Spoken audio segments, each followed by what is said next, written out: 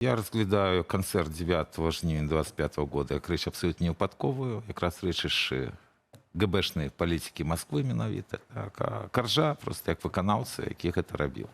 То есть для меня відавочная частка расійскага света, і припісаць его да беларускай культуры это просто злачынства, в тым ліку і да беларусаў, якія в Польше, потому что наперад дастаткова цяжкія часы.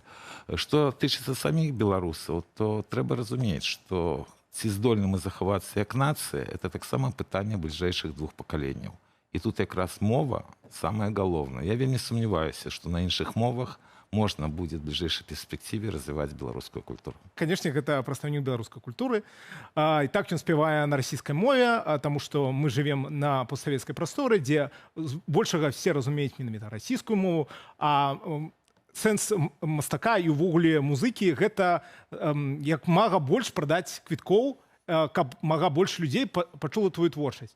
І гэта Макс Корж, мне падаецца, робіць на нашай прасторы інфармацыйнай лепш за ўсіх, нават за расіянаў, за украінцаў, за палякаў у тым ліку, і мы павінны гэтым ганарыцца, я лічу.